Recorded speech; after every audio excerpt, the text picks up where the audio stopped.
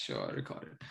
मेरा नाम दावर है. Just to give you a little bit of introduction, I work as a senior manager, managing data engineering, business intelligence, data science, and machine learning at Amazon. And before we start, I just wanted to मैं देखना चाहता था actually हमारे audience का आज थोड़ा level क्या है, सो दैट जो हम सेशन है उसको उसी बेसिस पे रखेंगे. So just to show of hands, how many people here have actually used a database? किसी भी database पे किसी ने काम किया है इससे पहले? Yes and no's. Anything in the chat. If anyone has done, at least let us know. Yeah, has anyone worked on SQL? किसी ने SQL पे काम किया है पहले? Cool. At least कुछ लोग no बोल रहे हैं chat में, which is good. So at least okay, एक yes आकिब कह रहा है yes.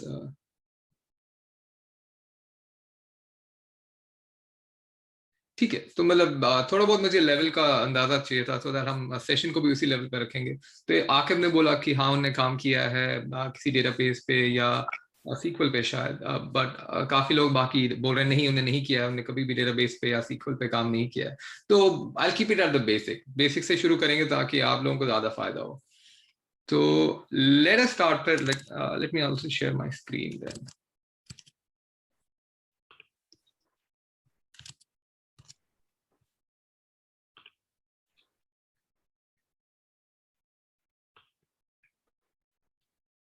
हम एकदम बेसिक से स्टार्ट करते हैं फिर.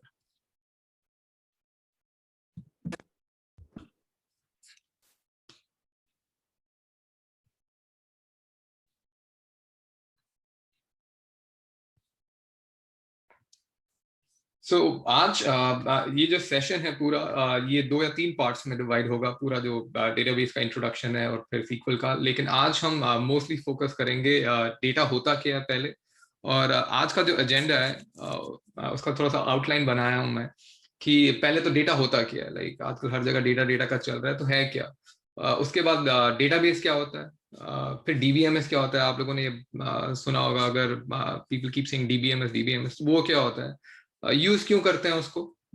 और डीबीएमएस एक ही नहीं, बहुत सारे हैं मार्केट में, अलग अलग कंपनीज बनाती हैं. We will talk about a few जो पॉपुलर हैं, काफी लोग यूज करते हैं जिन्हें उसमें से. और फिर इसमें किस किस्म के करियर्स हो सकते हैं डेटा के लिए. और टुवर्ड्स द एंड थोड़ा बहुत बात करेंगे ये एसक्यूएल होता क्या है. कुछ लोग सीक्वल बोलते हैं, कुछ एसक्यूएल बोलते हैं. we'll talk about what is the right way to say it and what it is. और जो अगला क्लास होगा उसमें हम एक्चुअली थोड़ा सा हैंड्स ऑन प्रोग्रामिंग करेंगे या सीक्वल लिखेंगे थोड़ा सा. तो that is the agenda. so let's start with the basics then कि डेटा क्या होता है. anything which you see around you is basically an object, right? अगर आप उस ऑब्जेक्ट का एक रिकॉर्ड क्रिएट करते हैं, जैसे कि मैं बहुत पुराना एग्जांपल लेंगे. चलो आजकल तो हर बंदे के पास सेल फोन है, लेकिन हम थोड़ा सा पहले जाएंगे जब लैंडलाइंस होते थे या तो हर घर में आपके पास टेलीफोन डायरेक्टरी होती थी, राइट? तो वो क्यों होती थी? तो टेलीफोन डायरेक्टरी में हमारे पास नाम और उसका नंबर होता था उस बंदे का, राइट? लोगों के घर में खुद की डायरीज भी होती थी, उसमें अपने रिश्तेदारों के नाम लिखते थे कि आगे लिखते थे नाम अदनान है, उसका ये फोन नंबर है, कोई यूनिस है उसका ये फोन नंबर है, राइट? तो बेसिकली जब जब भी आपके पास, क्योंकि आपके पास 100-200 नंबर स्टोर करने होते थे, राइट? तो you had to write it down, एक रिकॉर्ड क्रिएट करना पड़ता था किसी भी चीज का, राइट? या जब आप स्कूल में होते थे, एक और एग्जांपल लेते हैं, तो आपका सुबह अटेंडेंस लेती थी आपकी टीचर, राइट?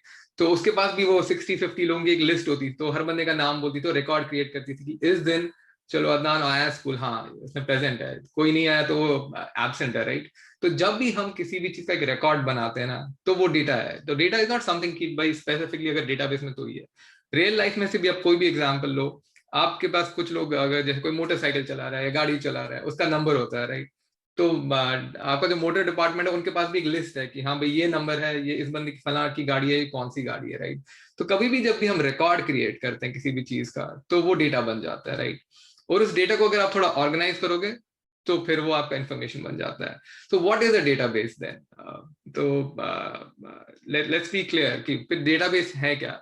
जब डेटा का कलेक्शन होता है तो वो डेटाबेस बन जाता है. एंड डेटाबेस किसी भी फॉर्म में हो सकता है. आप जब हम घर पे डायरेक्टरी रखते थे, वो भी एक डेटाबेस है, हालांकि पेपर पर, इट्स अ डेटाबेस, राइट? आप लोगों में हो सकता है किसी ने माइक्रोसॉफ्ट एक्सेल यूज किया होगा, राइट? उसमें आप कुछ लिस्ट बनाते हो, वो भी एक डेटाबेस है पर से, राइट? ऐसा नहीं है खाली कि प्रोफेशनल डेटाबेसेस ही डेटाबेसेस है, कोई भी रिकॉर्ड कीपिंग डेटाबेस है। आपके घर में अगर कोई हिसाब लिखता है मंथली, मैंने क्या लाया, कितने का लाया, राइट, वो भी एक डेटाबेस है, राइट? जब भी आप किसी डेटा को एक कलेक्शन में रखते हो, ऑर्गेनाइज कर देते हो, वो एक डेटाबेस बन जाता है, right? Any questions at this point? I want to make it clear कि any record that you can keep, वो एक डेटा बन जाता है। आप उसको ऑर्गेनाइज करते हो, कलेक्शन में डाल देते हो, तो वो डेटाबेस बन जाता है। फिर हम बात करेंगे टेक्निकल डेटाबेसेस क्यों इन्वेंट किए गए। But database can be anything from as simple as आपका घर पे डायरेक्टरी है, या आपने गूगल शीट या माइक्रोसॉफ्ट एक्सेल में शीट बनाया है, टू प्रोफेशनल डेटाबेसेस जिनके बारे में हम आगे बात करेंगे। जैसे कुछ लोगों ने अगर सुना है ओरेकल या एक्सेस के बारे में या माईसीक्वल, वो हम बात करेंगे। लेकिन initially I just want you to get an idea कि data can be as varied as anything. और सिर्फ यूजुअली लोग जब डेटा की बात करते हैं तो ऐसा नहीं है कि डेटा सिर्फ रिटन फॉर्म में रिकॉर्ड होता है, खाली ऐसे एक रो है बस, ऐसा नहीं है।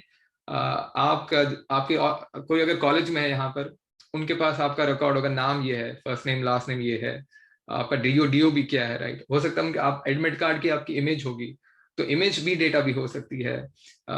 अगर आप लोग कोई लोग यूट्यूब यूज कर रहे हैं, म्यूजिक यूज कर रहे हैं, राइट, तो उसमें म्यूजिक और ऑडियो फाइल्स होती हैं, वो भी डेटा है आपका।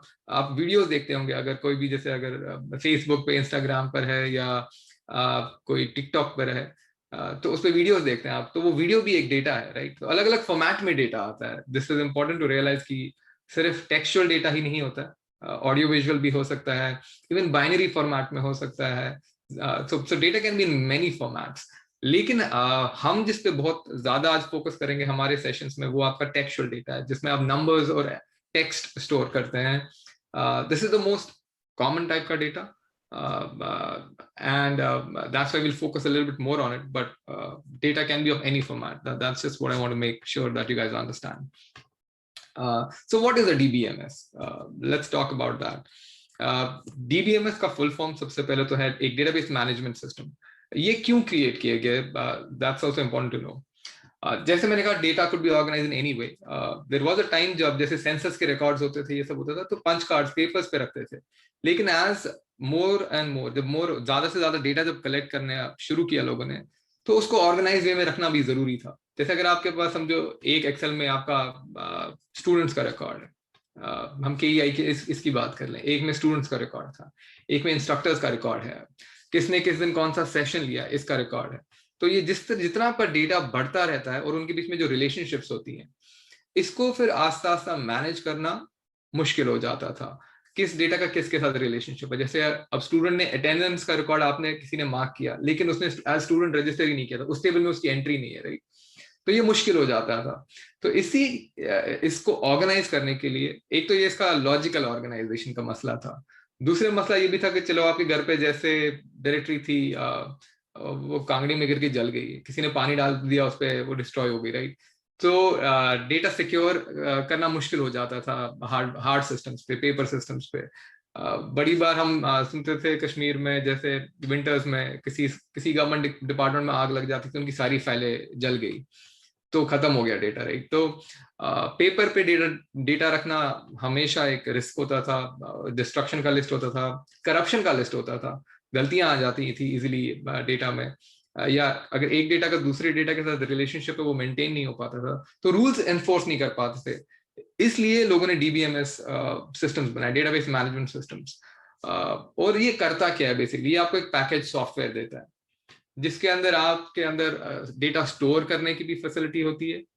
एक बार आपने डेटा स्टोर किया, आप सिर्फ स्टोर नहीं करना चाहते हो, आप उसको रिट्रीव भी करना चाहते हो ना, आगे कहीं यूज करोगे ना। अगर मैंने फोन डायरेक्टरी पे, जैसे अब आपके फोन है, आजकल सबके पास स्मार्टफोन है मोस्टली, राइट? तो आपका कोई नया दोस्त बनता है, आप उसका नाम और नंबर स्टोर करते हो, वो बस स्टोर करके भूल नहीं जाना है ना कभी आपको वो वापस निकालना होता है, क्योंकि उसको फोन नंबर डायल करना है, राइट? इसीलिए स्टोर किया हुआ है। तो डेटाबेस के जो दो प्राइमरी फंक्शन है, ये जरूरी है समझने। सबसे पहला फंक्शन ऑफ कोर्स कि डेटा को स्टोर करेंगे हम, लेकिन स्टोर इसीलिए करते हैं क्योंकि कहीं ना कहीं आगे जाके हम उसको रिट्रीव भी करेंगे, फेच भी करेंगे वापस, ताकि यूज कर सकें।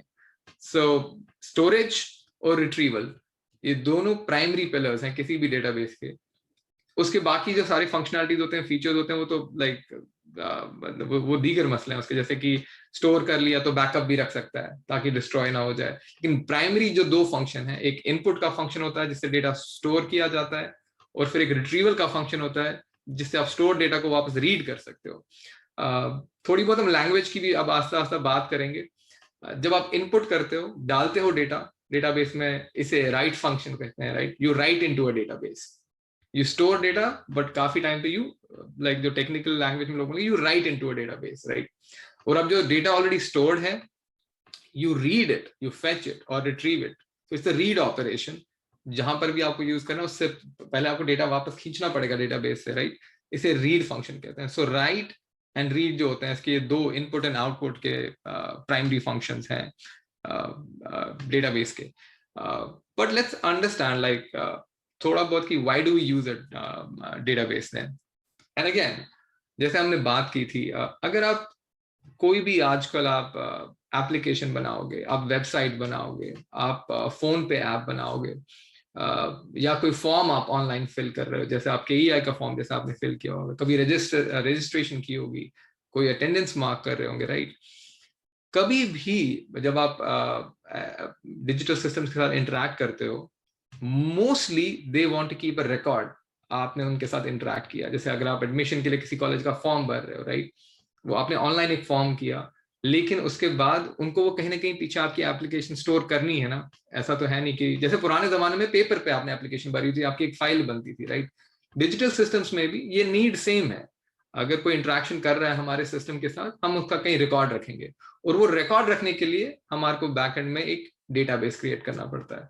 तो यूजुअली आपका जो डेटाबेस है, उसका फ्रंट एंड इंटरेक्शन किसी एप्लीकेशन के थ्रू हो सकता है, मोबाइल ऐप के थ्रू हो सकता है, वेबसाइट के थ्रू हो सकता है, या इवन अगर हम नॉन ह्यूमन इंटरेक्शन की बात करेंगे, आपके सेंसर होते हैं बहुत बार, आपकी गाड़ी है जैसे, राइट? उसमें बहुत सारे सेंसर होते हैं, वो डेटा कलेक्ट करते रहते हैं कि टायर प्रेशर क्या है जैसे, स्पीड क्या है जैसे, और वो इनपुट जाके कहीं ना कहीं स्टोर करते हैं हम, अगर हमें करना है किसी एप्लीकेशन के लिए, राइट? तो पीछे डेटाबेस होता है, और इंटरेक्शन या ह्यूमन इंटरेक्शन या नॉन ह्यूमन इंटरेक्शन भी हो सकता है, वो कहीं ना कहीं एक फ्रंट लेयर होता है। और इसीलिए हम, अगेन, मैं थोड़ा बहुत टर्मिनोलॉजी को इंट्रोड्यूस करने की कोशिश कर रहा हूँ यहाँ पर। आप काफी बार जब सॉफ्टवेयर इंजीनियर से या लोगों से बात करेंगे टेक्नोलॉजी में, वो बोलेंगे हमेशा, वो यूज करते हैं वर्ड फ्रंट एंड और बैक एंड।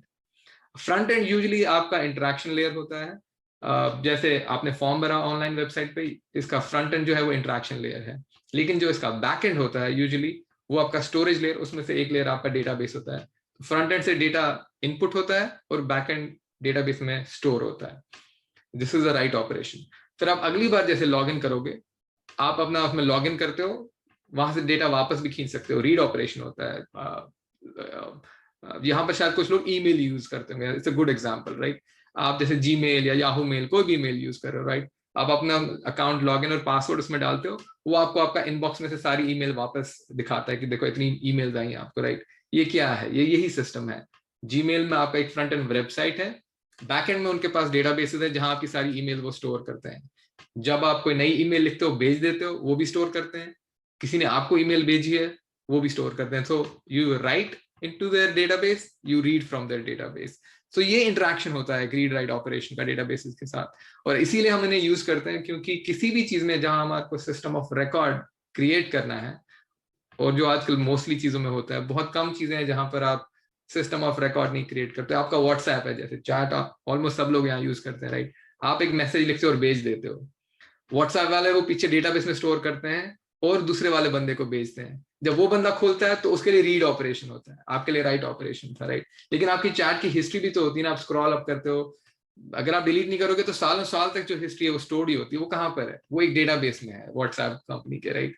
तो आप जब स्क्रॉल करते जाते हो, आपने बहुत बार देखा होगा, थोड़ा स्क्रॉल होता है, फिर एक जगह वो रुक जाता है, फिर थोड़ी देर घूमता है, फिर स्क्रॉल करने देता है।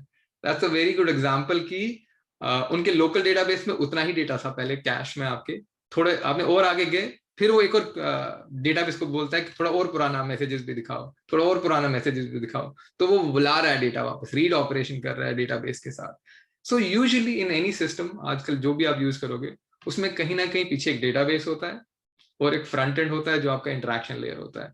इंटरेक्शन लेयर को यूज करके आप डेटा राइट करते हो डेटाबेस में, और कभी इंटरेक्शन लेयर को यूज करके डेटा रीड करते हो वापस.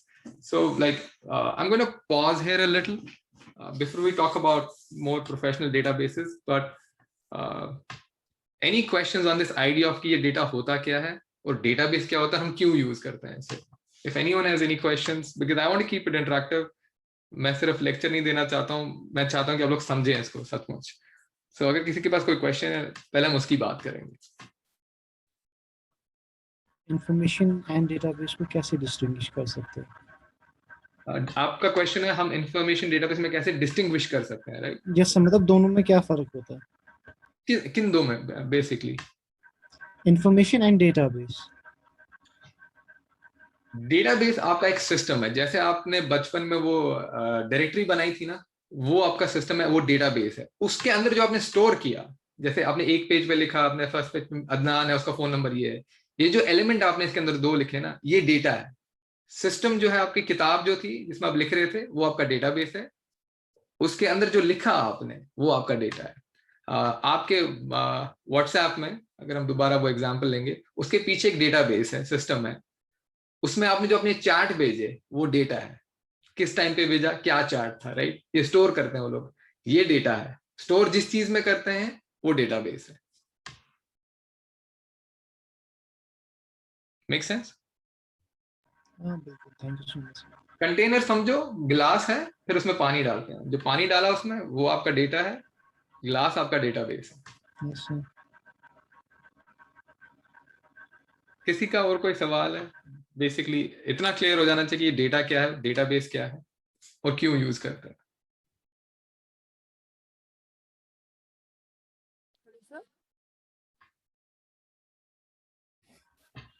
सर माय क्वेश्चन इज कि क्या डेटाबेस स्टोरेज से पहले किसी लेयर पे ये लाइक फिल्टर वगैरह होता है कि it is actually is informative data कि रॉ डेटा है कि ऐसे रैंडमली स्टोर हो जाता है? हम डेफिनेटली, क्योंकि हम सीक्वल की आगे जाके बात करेंगे, तो हम आपको एक्चुअली सिखाएंगे कि कैसे डालते हो आप डेटा और कैसे वापस भी लाते हो. लेकिन आपके क्वेश्चन को आंसर करने के लिए यूजुअली डेटाबेस में जब आप जो स्टोर करोगे वही वापस भी खींच सकते हो, राइट? बीच में इसमें लेकिन सब कुछ खींचने की जरूरत नहीं है. लाइक उसमें भी हम बात करेंगे, लेकिन एक एग्जाम्पल देने के लिए लेट्स गो बैक टू जो टेलीफोन डायरेक्टरी की हम एग्जाम्पल कर रहे थे. जब हम उसमें से, जैसे अगर आपको समझो, आपका कोई दोस्त है, उसका नाम लेट्स से सारा है या सबा है आपकी दोस्त, राइट? अब आपने तो उसमें ए से जेड तक सब लोगों के नाम रखे हैं, राइट? लेकिन अभी आपको सिर्फ सबा का नंबर चाहिए. अब हर पेज पे जाके तो नहीं ढूंढोगे ना. यूजुअली उन डायरेक्टरीज में ना वो अल्फाबेटिकल वाइज ऑर्डर होता था नाम का और नंबर का, राइट? तो आप जाके एस में जाते थे, फिर एस ए में दिखता था आपको सबा का नाम, उसका नंबर क्या है, राइट? तो डेटाबेस में डेटा रखने का एक इंपॉर्टेंट पॉइंट यही था कि उसमें हम ऑर्गेनाइज वे में रखते हैं डेटा, ताकि जब वापस खींचना होगा तो आसानी होगी. ऐसे नहीं है कि 100 पेज 2000 पेजों में से जाएंगे तब जाके मिलेगा, राइट? तो आप जाके उसे ऑर्गेनाइज वे में थोड़ा स्टोर ही करते हो, ताकि जब खींचना भी होगा इजी होगा. अब इन दिस केस आपको जैसे सिर्फ सबा का नंबर चाहिए था, तो आप एस में जाओगे, देखोगे ऐसे में सबा का नाम है, उसका नंबर ये, तो आप सिर्फ सबा का नंबर वापस पढ़ोगे ना और वही डायल करोगे. तो ये डिपेंड करता है आप कैसे स्टोर करोगे और क्या फेच करोगे. लेकिन मोस्ट केसेस में सारा डेटा इकट्ठे वापस नहीं खींचा जाता है, वो तो यूजुअली बहुत बड़ा भी होता है. आप वही डेटा खींचने की कोशिश करते हो अपने डेटाबेस में से जो आपको उस टाइम पे काम आ रहा है. जब स्टोरिंग कर रहे होते हो तो यूजुअली ये छोटे छोटे एलिमेंट्स में स्टोर होता है. जैसे हर बंदा, आप में से अगर स्टूडेंट रजिस्टर करेगा, आप इंडिविजुअली रजिस्टर करोगे, एक एक बंदा अपना फॉर्म भरेगा. तो जब डेटाबेस में हम स्टोर कर रहे थे, एक एक बंदे ने एक एक फॉर्म ऐड किया. फिर जब हम रिट्रीव करेंगे तो यूजुअली जैसे मेरे को होगा कि मुझे सिर्फ रिहाना का फॉर्म देखना है, मैं सिर्फ डेटाबेस को, और हम उसकी बात करेंगे जब हम सीक्वल पढ़ेंगे ये कैसे किया जाता है जब वापस लाना है. लेकिन मैं जाके डेटाबेस को रफ लैंग्वेज में अगर मैं यूज करूंगा, सिर्फ बोलूंगा मुझे सिर्फ रिहाना का रिकॉर्ड दिखाओ, तो वो मुझे सिर्फ रिहाना का रिकॉर्ड दिखाएगा. So I can filter when I'm fetching back or reading back from the database. And usually filter किया जाता है क्योंकि आप सारा डेटा इकट्ठे तो पढ़ना नहीं चाहोगे, right? Does that answer your question? Sir, a bit, but sir, my question was कि इनपुट के टाइम फिल्टर होता है. I'm not saying कि हमारा सर्च वगैरह आउटपुट जब हम ले रहे हैं रीड फंक्शन के, I was saying कि राइट जब हम कर रहे हैं तब कोई क्राइटेरिया होता है कि हम राइट कर रहे हैं. कि for example if in case of directory की बात कर रहे थे, for example I wrote Sara and I forgot to put in the number, कि टू सेव द स्पेस, क्या ऐसा कोई होता है कि लॉजिक बिहाइंड कि जिससे हमें पता चले कि ये डेटा है कि इंफॉर्मेशन है? यूजुअली, और हम उसकी बात करेंगे जब हम सीक्वल पे जाएंगे, जो डेवलपर होता है, जैसे आप हो जो बना रहा है जो सिस्टम, राइट, वो डिफाइन करता है मैं क्या स्टोर करना चाहता हूँ। जैसे अगर आप एक डायरेक्टरी बना रहे हो, तो एक बहुत सिंपल एग्जांपल है, तो आप बोलोगे मैं हर रिकॉर्ड के लिए दो चीजें कलेक्ट करना चाहता हूँ, एक नेम और फोन नंबर, राइट। तो आपने डिफाइन कर लिया कि मेरा जो ये डेटाबेस है, ये टेबल जो है डेटाबेस में, और हम बात करेंगे टेबल्स क्या होते हैं, बट मैं स्टोर कर रहा हूँ हर एंट्री के लिए दो चीजें, एक नाम और उसका नंबर। अब इसमें आप रूल खुद भी डिफाइन कर सकते हो कि भाई नल्स अलाउ करो, हो सकता है मैं नंबर भूल गया स्टोर करना, बट आप डालना चाहते हो फिर भी सारा का नंबर। अब यूजफुल नहीं है वो, क्योंकि नंबर उसमें नहीं रहा, लेकिन आप ये कर सकते हो एज अ डेवलपर। लेकिन हो सकता है आप ये भी रूल डिफाइन करना चाहो कि नहीं, नंबर के बगैर क्या ही फायदा डालने का उसका, तो मैं ऐसे रिकॉर्ड्स को अपने डेटाबेस में नहीं जाने दूंगा ताकि इससे करप्शन ना हो जाए, राइट। तो आप रूल डिफाइन कर सकते हो कि जैसे विल टॉक अबाउट, मैं ज्यादा टेक्निकल लैंग्वेज अभी यूज नहीं करना चाहता हूँ, लेकिन जैसे इसको नॉट नल रूल कहा जाता है कि नल अलाउ मत करो इस कॉलम में। आप तभी रिकॉर्ड को अंदर घुसने दोगे डेटाबेस में जब उसमें नाम और फोन नंबर दोनों होंगे। अगर दोनों में से कोई गायब है तो रिकॉर्ड अंदर घुसे ही ना डेटाबेस में। ये भी आप डिफाइन कर सकते हो as a developer. So control आपके पास होता है बेसिकली, आप कैसे स्टोर करवाना चाहोगे लोगों से। जब आप क्रिएट करते हो डेटाबेसेस और उसके अंदर टेबल्स, तब आप ये चीजें सब डिफाइन कर सकते हो। यूजुअली अच्छे डेटाबेसेस और डेटाबेस डिजाइन में ऐसे अच्छे रूल्स लिखे जाते हैं ताकि उसमें कचरा जमा ना हो जाए डेटाबेस में। लेकिन बहुत बार लोग भूल भी जाते हैं, नहीं भी रखते हैं अच्छे रूल्स, तो उसकी वजह से हमेशा एक मेजर मसला जो आपको आजकल कोई भी अगर डेटा में काम करेगा आगे जाके, bad data is a very big problem in this world. क्योंकि कलेक्शन के टाइम पे, एंट्री के टाइम पे अच्छे रूल्स डिफाइंड नहीं थे, अच्छा कलेक्शन नहीं था, ह्यूमन एरर की वजह से भी हो सकता है और अच्छे डिजाइन ना होने की वजह से भी हो सकता है। बहुत कचरा होता है डेटाबेस में, उसको फिर यूज करना बड़ा मुश्किल हो जाता है। तो उस डेटा को यूज करने से पहले क्लीन करना पड़ता है, और ये एक मेजर मसला है सिस्टम्स के साथ जब डेटाबेस पे लोग काम कर रहे होते हैं कि इसमें क्लीन डेटा है भी कि नहीं। नहीं है तो पहले उसको यूज करने से पहले क्लीन करना पड़ेगा। बट मर्जी आपकी होती है, द कंट्रोल जो है वो आपके हाथ में है। जब आप डिफाइन करोगे क्या है मेरा डेटाबेस, क्या है इसका टेबल का स्ट्रक्चर, उस टाइम पे आप ये सब चीजें डिफाइन कर सकते हो। Make sense?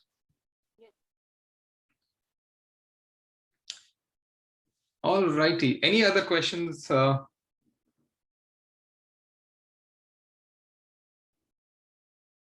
ठीक है, तो ये हमें समझ आ गया डेटाबेसेस क्या है, डेटा क्या है। अब हम थोड़े से कॉमन डेटाबेसेस के बारे में, एटलीस्ट मैं आपको नाम बताना चाहता हूँ, क्योंकि आपने वो बहुत सारा सुने होंगे, यूज होते हैं, और आपको भी उनमें से कोई ना कोई तो यूज करना ही होगा आगे जाके, राइट। तो बहुत सारे कंपनीज हैं जो डेटाबेसेस बनाती हैं, जो कुछ बहुत बड़ी बड़ी हैं। अगर आपने नाम सुना होगा, जैसे ऑरेकल है, उनका अपना ऑरेकल डेटाबेस है, काफी मशहूर है। बहुत सालों तक सबसे पॉपुलर डेटाबेस यही था, ऑरेकल डेटाबेस बहुत यूज होता था। इसके अलावा आपका माइक्रोसॉफ्ट कंपनी है, उनका डेटाबेस है, उनका सीक्वल सर्वर बहुत बहुत पॉपुलर है। माई सीक्वल के नाम से एक डेटाबेस बहुत पॉपुलर है, काफी स्मॉल और मीडियम एंटरप्राइजेस में यूज होता है।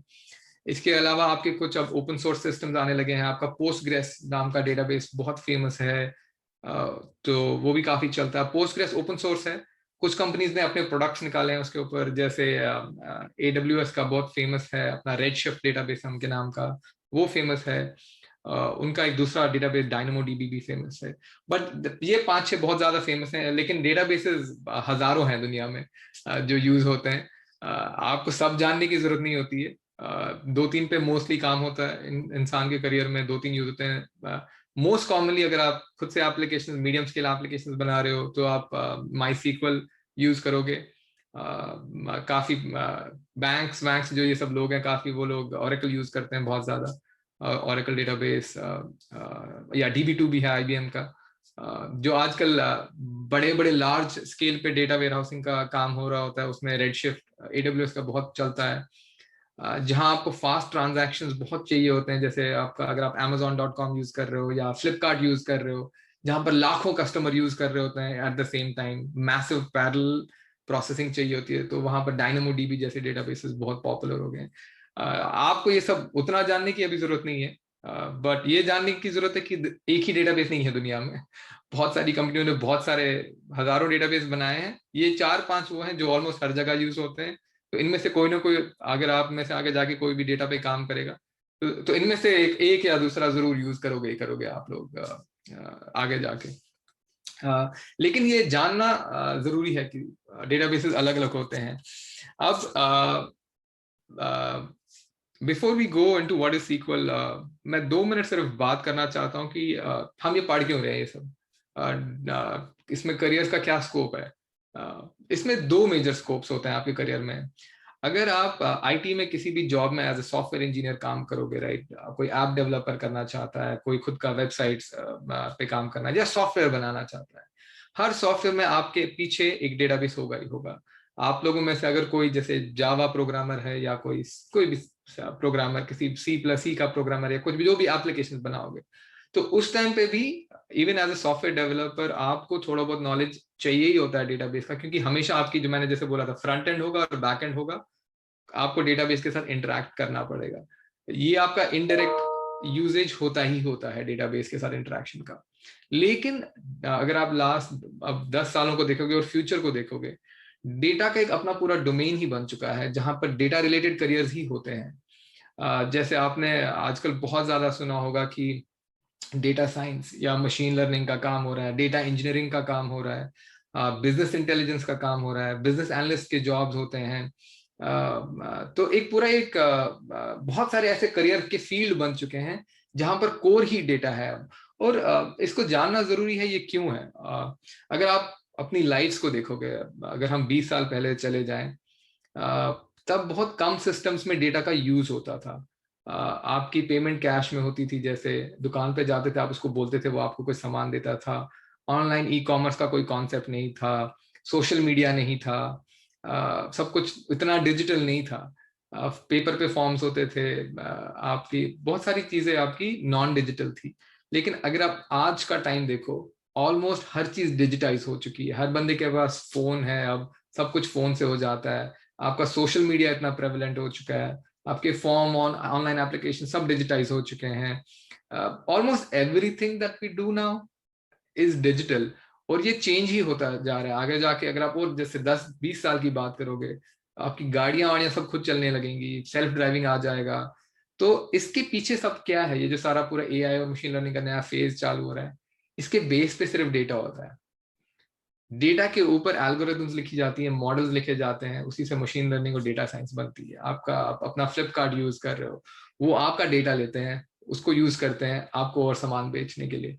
बड़ी बार लोग पूछते हैं, जैसे ये सोशल मीडिया, जैसे आप फेसबुक इंस्टाग्राम यूज करिए, फ्री नहीं, ये free, they don't charge you any money, आप फ्री में यूज करते हो। लेकिन कैसे, क्यों यूज कर पाते हो फ्री से? उनको कहीं से तो पैसा बनाना होता है, राइट? तो वो बेसिकली क्या करते हैं, वो आपका डेटा लेते हैं, और एड, जिन लोगों को एड दिखाने होते हैं उनको आपका they allow them to customize their ads, वो वही टाइप के एड दिखाएंगे जो आप खरीद सकते हो, जैसे based on their data analysis, right? और वो लोग एड वाले उनको पैसा देते हैं। तो बेसिकली वो लोग आपका in terms data he product है उनका, सब कुछ इनका, राइट? जैसे आपका गूगल है, आप लोग सब लोग गूगल यूज कर रहे हो आजकल, चाहे गूगल मैप्स हो या जनरली सर्च के लिए गूगल यूज करते हो, राइट? लेकिन फ्री में यूज कर रहे हो। बट वो लोग क्या करते हैं, पीछे सारा जो होता है वो डेटा का ही खेल है सारा। वो लोग आपका सारा डेटा लेते हैं, उसको मैच करते हैं 50 चीजों के साथ, एडवर्टाइजर्स को बेचते हैं, आपको क्या दिखता है। आपने बड़ी बार देखा होगा, आप कुछ गूगल या कुछ कर रहे होगे तो फेसबुक पे फिर लॉग इन करोगे, आपको उन्हीं चीजों के ऐड दिखते हैं, जैसे, या इंस्टाग्राम पे आपको वैसी स्टोरी दिखनी शुरू हो जाती है। वो सब इन्हीं चीजों पे होता है। इसका सब बेस में सिर्फ डेटा ही है, और ये सिर्फ बढ़ता ही जा रहा है दिन ब दिन। डेटा में जो जितने करियर्स हैं, ऐसे ऐसे करियर्स बन रहे हैं जो पिछले मतलब 15 साल चले जाओगे, पहले तो पता भी नहीं था कि ऐसे भी करियर्स होते आगे जाके। लेकिन आजकल वो सारे कोर डेटा फोकस करियर्स ही बन रहे हैं, और ये बढ़ता ही जा रहा है। Like that's where we are going, आस्ता आस्ता ऑलमोस्ट हर चीज में। आजकल बहुत ज्यादा सेंसर्स का फेज आ रहा है। आपके फ्रिज से लेके आपके टीवी स्मार्ट हो रहे हैं, उनके अंदर सेंसर्स हैं। आप अपने टीवीज और फ्रिजेस से बात करने लगे हो, वो खुद ऑर्डर, 5-6 साल 10 साल हो जाएंगे, वो खुद, उसको खुद पता है कि आपका दूध खत्म हो गया, वो दूध ऑर्डर करेगा, दूध खुद से घर आ जाएगा। ये सब चीजें जो सारी हैं, ये सिर्फ डेटा पे ही बेस्ड होती हैं सारी, क्योंकि उसको पता होना चाहिए कि कब दूध आया, कितना खर्च हुआ, खत्म हो गया, मुझे नया ऑर्डर करना है। This all is only possible because tremendous amounts of data is being crunched in these systems. सब कुछ स्मार्ट हो रही है आस्ता आस्ता, टेबल से लेके फ्रिज से लेके घर में दरवाजे, लॉक्स, सब स्मार्ट होते जा रहे हैं, और they are all interacting with this world. And you, data collection और data manipulation, that's all that happens behind the scenes. So इसमें स्कोप अच्छा है, चाहे आप as a software engineer database को यूज करो, चाहे आप डेटा में ही अपना करियर बनाओ। Data is at the core of everything right now. Again, so I'm going to pause here before we go to what is SQL. Any questions on like क्या चल रहा है डेटा के बारे में आजकल?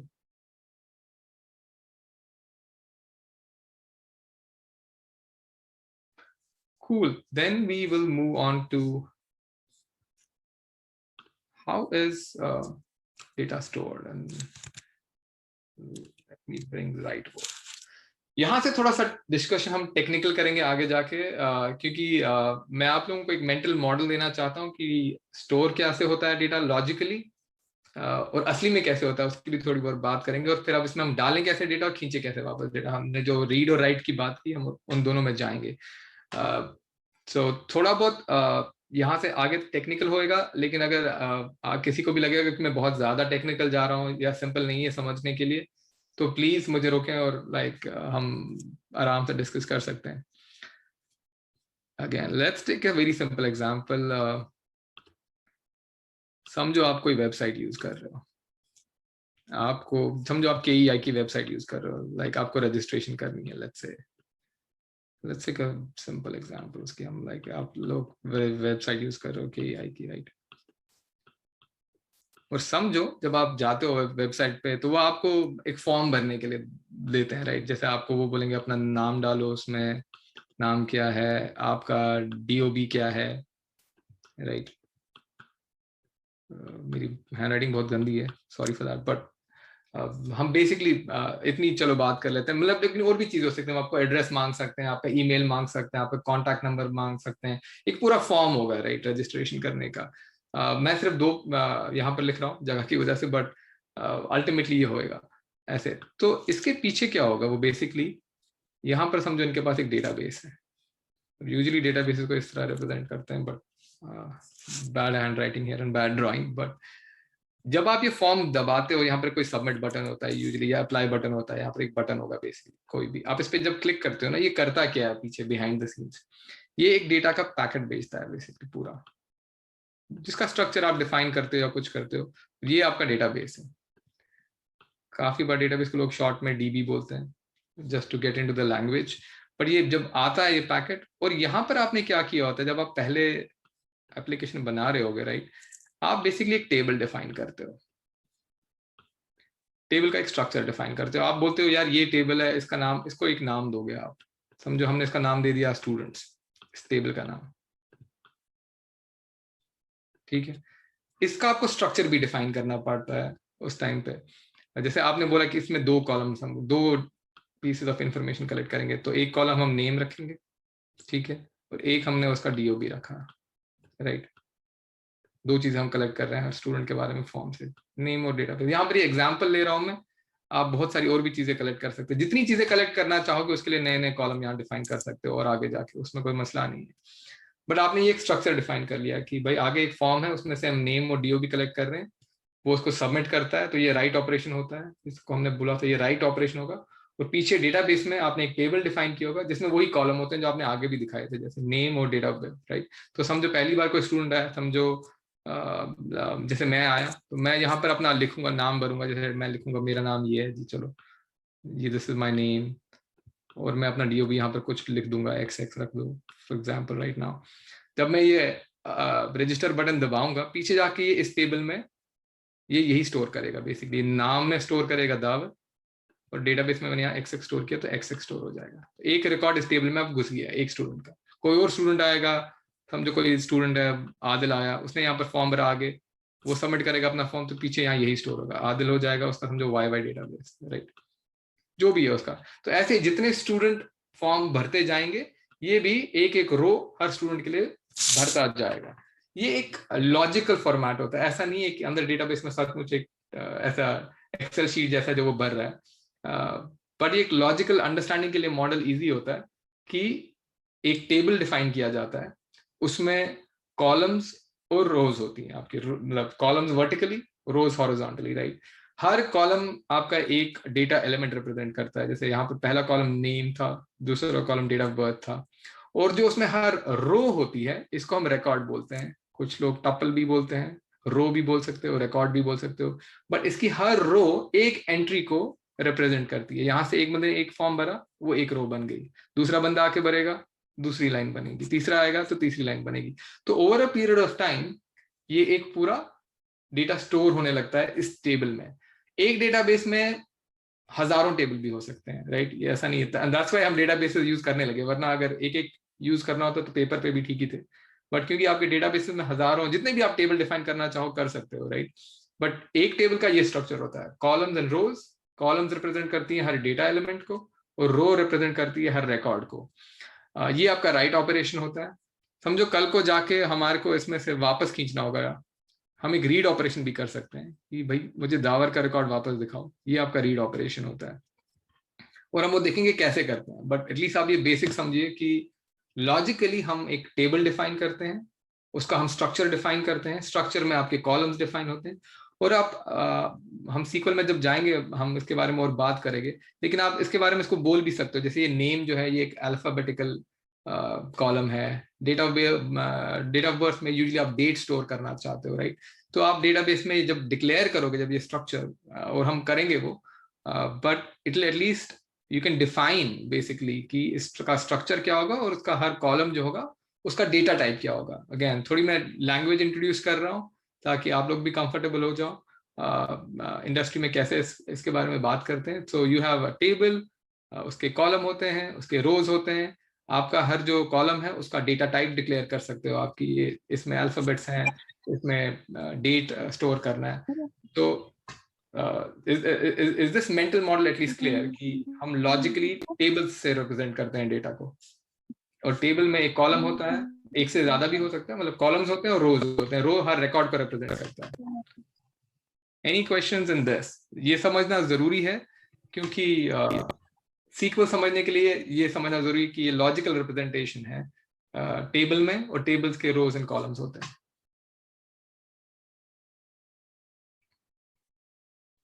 Any question here?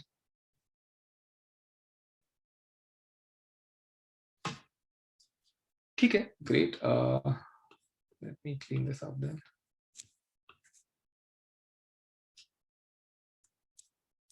किसी ने इससे पहले सीक्वल यूज की है? आई थिंक किसी ने तो बोला था कि शायद किसी ने की है।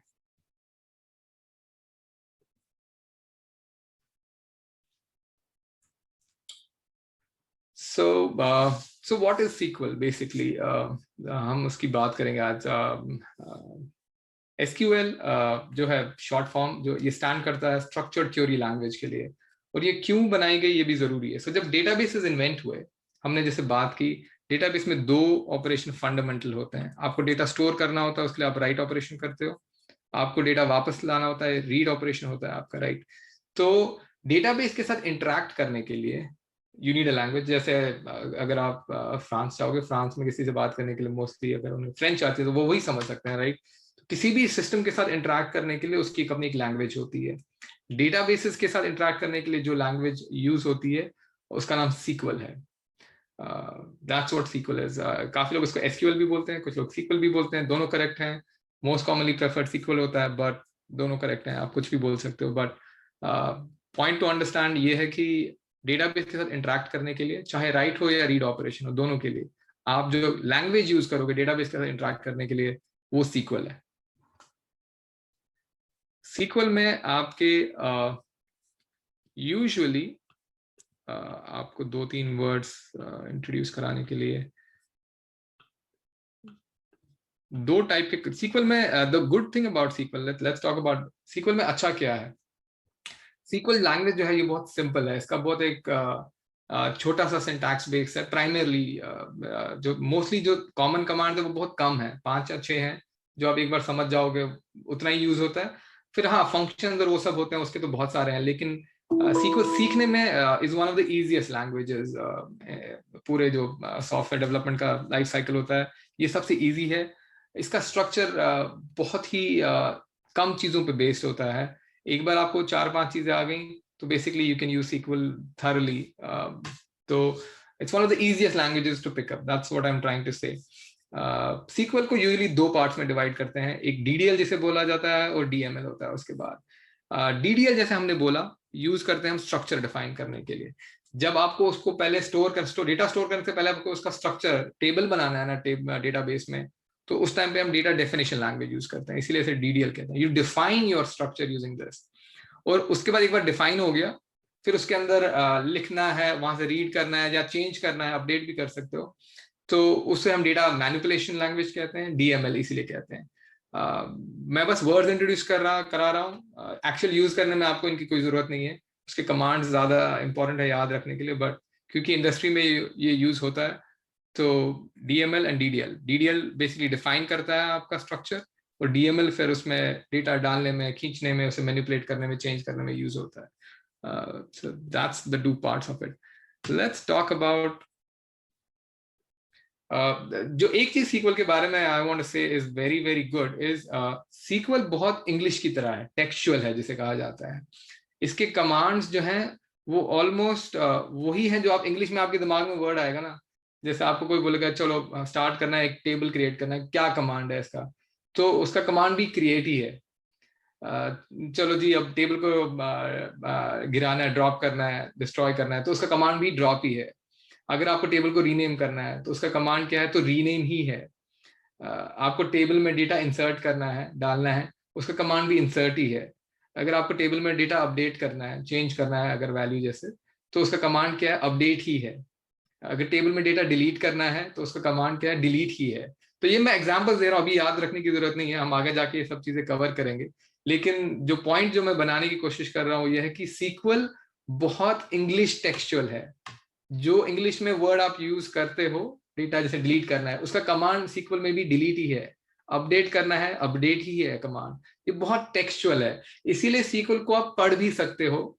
अगर ऐसे आपके स्क्रीन पे या पेपर पे यू कैन रीड इट, और वो सेंस बनती है इंसान के दिमाग में, आप पढ़ सकते हो जैसे इंग्लिश पढ़ रहा होता है इंसान, राइट, ऑलमोस्ट वैसे ही लगता है इंसान को। तो बहुत ईजी है सीखने के लिए, और इजी टू अडॉप्ट भी है, क्योंकि इसके वर्ड्स ऑलमोस्ट वही वर्ड्स हैं जो हम इंग्लिश में यूज करते हैं उस ऑपरेशन के लिए। It's very easy in that sense. But so basic से स्टार्ट करते हैं। आपको डेटा स्टोर करना है, उसका पहला स्टेप क्या है, हमको एक टेबल डिफाइन करना होता है, राइट।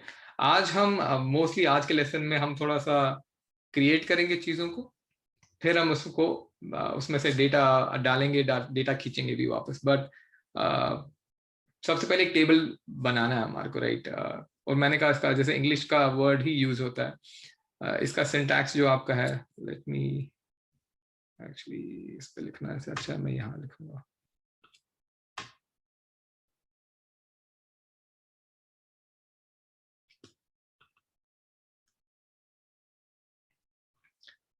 तो हमारे को एक टेबल क्रिएट करना है, राइट। इसका सीक्वल कमांड भी क्रिएट ही है, और this is one thing like जो मैं बार बार एम्फसाइज करूंगा, लेकिन the best thing about sequel is कि command is almost like English ही। तो हम क्रिएट किया, कमांड ही क्रिएट है, और क्या क्रिएट करना है उसको एक नाम दे देते हैं हम, राइट। तो यूजुअली उसके बाद आप एक टेबल का नाम दे देते हो, और फिर जैसे हमने बोला कि आप उसका स्ट्रक्चर डिफाइन करोगे, राइट। तो टेबल में स्ट्रक्चर क्या होता है, हमने पहले देखा था कि कॉलम्स डिफाइन करने होते हैं, और हम वापस वही वाली एग्जांपल करेंगे जैसे जो हम कर रहे थे। जैसे हम स्टूडेंट का टेबल क्रिएट करेंगे इवेंचुअली, लेकिन इसमें पहले वहां जाने से पहले I am just giving you इसका फॉर्मेट क्या होता है, पहले हम उसकी बात करेंगे थोड़े से। तो इसका फॉर्मेट ऐसा होता है, जितने कॉलम डालना चाहो डाल सकते हो, बट आपका टेबल होता है और टेबल के अंदर कॉलम होते हैं। आप कॉलम टेबल को एक नाम दोगे, आप कॉलम का कुछ नाम रखोगे, और उसको बोलोगे कि इसका डेटा टाइप क्या है। जैसे कि हम एक एग्जांपल लेंगे, हमें जैसे स्टूडेंट्स वाला टेबल क्रिएट करना था, तो हम उसको वही नाम जैसे लेट मी से मैं वही बनाना चाहता हूँ, तो मैं बोलूंगा उसको एक क्रिएट टेबल। तो क्रिएट टेबल स्टूडेंट्स, जैसे हम इसमें स्टूडेंट का जैसे नाम रखना चाहते हैं, नाम आपको अल्फाबेटिकल रखना होगा, तो आप इसमें जैसे इसको बोल सकते हो varchar। इसमें दो चीजें होती हैं, एक डेटा का टाइप भी आप डिक्लेयर कर सकते हो, और उसको ये भी बोल सकते हो ये कितना बड़ा होगा, इसमें कितने बड़े साइज का डेटा रखना होता है, तो इसमें साइज भी डाल सकते हो आप, राइट। जैसे आप बोल रहे हो कि नाम है, स्टूडेंट का नाम हमें रखना है, जैसे चलो 2 पार्ट्स में इसको डिवाइड करते हैं। जैसे फर्स्ट नेम रखना है, और ये कितना लंबा हो सकता है आप बोल सकते हो, या 100 से ज्यादा लेटर तो किसी के नाम में होंगे नहीं, यूजुअली 5-6 ही होते हैं, 10-15 हो सकते हैं, इतने 100 लेटर का तो होगा नहीं, तो चलो 50 का साइज रखो आप। उसका लास्ट नेम भी होता है, उसके बाद आप कैप्चर करना चाहते हो जैसे, तो आप लिखोगे वहां पर लास्ट नेम रखो, ये भी 50 का रखो।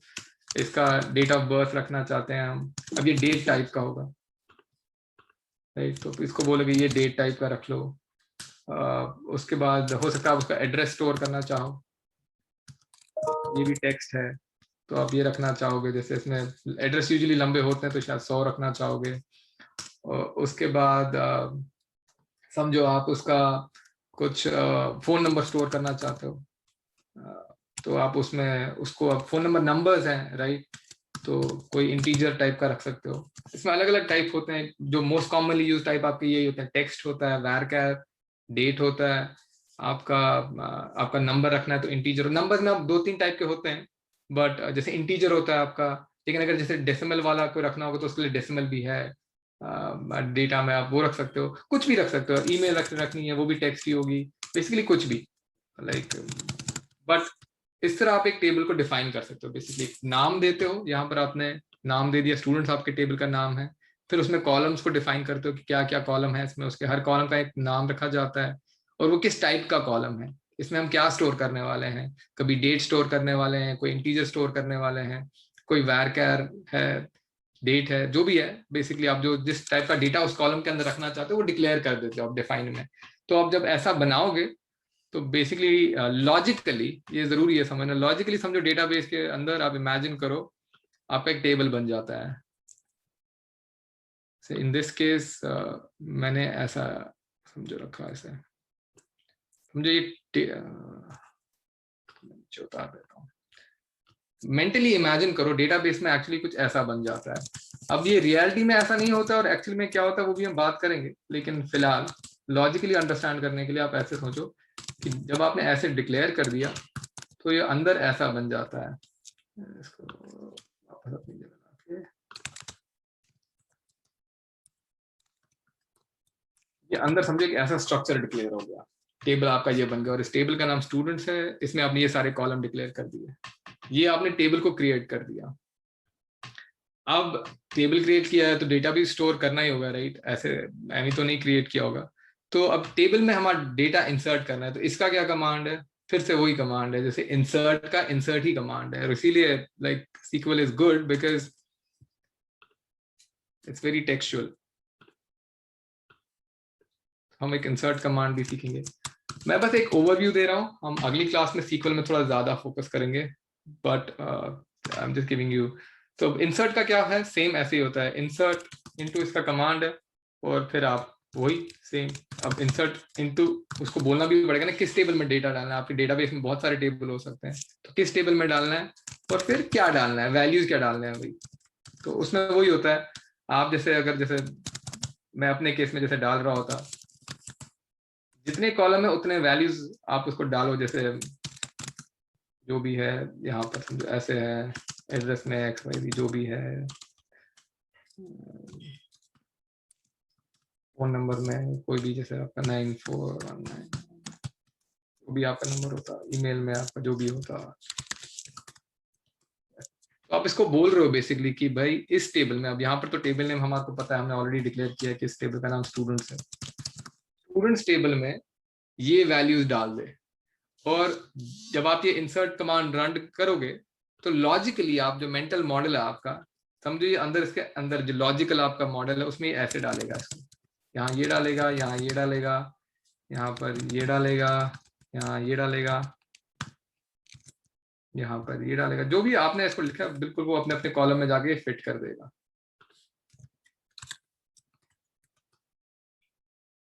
This becomes like a record, जैसे हमने बोला था ना कि एक रिकॉर्ड बनता है, एक रो बनती है, इसके बाद अगर आप दूसरी रो डालोगे तो वो यहाँ पर उसको एक्सटेंड करेगा, एक और रो यहाँ पर इंसर्ट करेगा जब आप समझो डालेंगे, और उसमें कोई दूसरा बंदे का आप डेटा डालना चाहते हो वो दूसरे बंदे का यहाँ आ जाएगा, फिर तीसरे का डालोगे, जैसे हमने चलो आदिल, कोई जैसे आदिल है, शाह, उसका समझो कुछ भी था यहाँ पर, मार्च,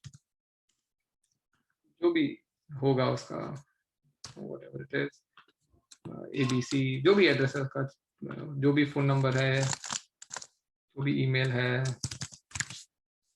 तो ये ऐसे आ जाएगा। फिर आप एक और डालोगे तो वो जाके एक और रो इंसर्ट करेगा। अब मैं वहां नहीं जा रहा हूँ, but like I am telling you, trying to make you imagine. आप इमेजिन करिए जैसे आपने एक टेबल डिफाइन कर लिया, फिर उसमें पहला रिकॉर्ड डाला, फिर दूसरा डाला, डालते जाओगे तो ऐसे रो रो रो रो रो मेंटल मॉडल में आप इमेजिन करिए इंसर्ट होती जाएगी। ये लॉजिकल होता है।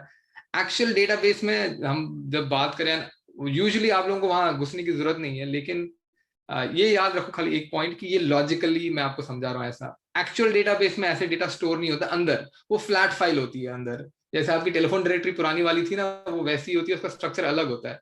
लेकिन यूजर को, आपको एज ए डेवलपर वहां जाने की जरूरत नहीं होती है। वो एक्चुअली अंदर कैसे स्टोर होता है उसका एक अपना डेप्थ है, लेकिन मैं वहां जाना नहीं चाहता हूँ।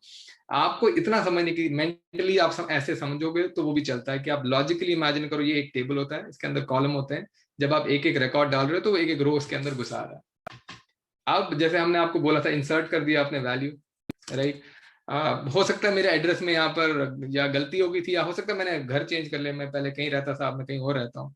तो एक और ऑपरेशन जो कॉमन ऑपरेशन है, डेटा एक बार डाल दिया तो उसको अपडेट भी करने की जरूरत पड़ सकती है, राइट। तो उसका क्या कमांड है सीक्वल में? सेम अगेन मैंने जैसे बोला कि सीक्वल बहुत टेक्सचुअल है, जो कि बहुत अच्छी चीज है, सीखने में आसानी होती है। इसका कमांड भी अपडेट ही है। तो अपडेट में भी हम यही करते हैं कि पहले टेबल नेम देते हैं कि भाई इस टेबल नेम को इसमें अपडेट करना है, इस टेबल में। अब कौन सा रिकॉर्ड अपडेट करना है, जैसे कि, तो मैं उसको लिख देता हूँ क्या अपडेट करना है। पहले जैसे समझो एड्रेस अपडेट करना था मेरे को, एड्रेस इक्वल टू, अब मैं समझो रहता हूँ DDD कोई जगह है, वहां रहता हूँ मैं जैसे, लेकिन किसका चेंज करना है तो वो उसको बोलना पड़ता है ना, किस रिकॉर्ड में। तो मैं उसको बोलूंगा कि जहां पर दावर का जो रिकॉर्ड है, तो बेसिकली दावर का एड्रेस जो है उसको जाके चेंज कर दो भाई DDD में। अभी क्या था, मैं XYZ था, तो इसको जाके अपडेट कर दो DDD में। द पॉइंट इज, अगेन अभी आप उतना फोकस मत करो, ये सीखने की जरूरत नहीं एग्जैक्टली क्या है। जो मैं पॉइंट बोल रहा हूँ वो ज्यादा इंपॉर्टेंट है कि अपडेट करना है किसी एग्जिस्टिंग रिकॉर्ड को, उसका कमांड भी वही सिंपल है, अपडेट है। और उसको बोलना होता है कि किस रिकॉर्ड को जाके अपडेट कर दो, नया वैल्यू क्या डालना है, वो वैसे ही होता है। सिमिलरली अब अगर डिलीट करना है, समझो अब आदिल शाह हमारा स्टूडेंट नहीं है, इसको डिलीट करना है टेबल में से हमारे को, तो क्या कमांड है? सेम वैसे ही, बिल्कुल जैसे इंग्लिश है, डिलीट कमांड ही है। उसको फिर से वही आपको बोलना पड़ेगा कि डिलीट करना है तो किस टेबल में से करना है, वही सेम, डिलीट फ्रॉम स्टूडेंट, इस टेबल में से डिलीट कर दो। क्या डिलीट करना है? सेम वही, समझो हमें आदिल का रिकॉर्ड नहीं रखना है, उसको डिलीट करना है, where first name equal to Adil, वो रिकॉर्ड वो जाके इस रो को डिलीट मार देगा, पूरे रो को, खत्म हो जाएगी ये रो। तो ये 4 बेसिक ऑपरेशंस हैं। जैसे कि आपने पहले एक टेबल क्रिएट कर लिया, राइट। उस टेबल में डेटा डालने के लिए आप इंसर्ट करने के लिए इंसर्ट कमांड यूज करते हो। उसको अगर अपडेट करना है तो अपडेट कमांड यूज करते हो। उसको डिलीट करना है तो डिलीट कमांड यूज करते हो। 3 बेसिक ऑपरेशंस हैं जिससे हमारा राइट इनटू डेटाबेस कंट्रोल होता है, राइट। ये हम राइट वाला पोर्शन अभी कर रहे हैं। और अगर आपको टेबल को ही डिलीट मार देना है तो उसके लिए भी कमांड आपकी ड्रॉप टेबल होती है कि ड्रॉप ही कर दो भाई, टेबल को चाहिए नहीं तो ड्रॉप टेबल। और टेबल का नाम देना होता है हमेशा, जैसे हमारा यहाँ स्टूडेंट था तो इससे टेबल ही उड़ जाएगा आपका पूरा। तो ये सारे राइट के ऑपरेशंस हैं। हम रीड में आएंगे कल वाली क्लास में, बट एटलीस्ट यहाँ पर मैं थोड़ा पहले पॉज करूंगा और लाइक एनी क्वेश्चंस ऑन कि ये जो रीड राइट के ऑपरेशंस हैं, एक टेबल क्रिएट करने के बाद आप उसमें लिख सकते हो, उसमें अपडेट कर सकते हो, चेंज कर सकते हो अगर कोई चेंजेस करनी है बेसिकली रिकॉर्ड में, या रिकॉर्ड को डिलीट ही कर सकते हो। तो एनी क्वेश्चंस ऑन दिस, या ये ज्यादा चला गया ऊपर या ठीक लेवल पे था? तो यहाँ पर हम पॉज लेंगे आज की क्लास के लिए, और कुछ क्वेश्चंस अगर हैं या कुछ हैं तो उसके बारे में बात कर सकते हैं। मैं स्टॉप शेयर करता हूँ यहाँ।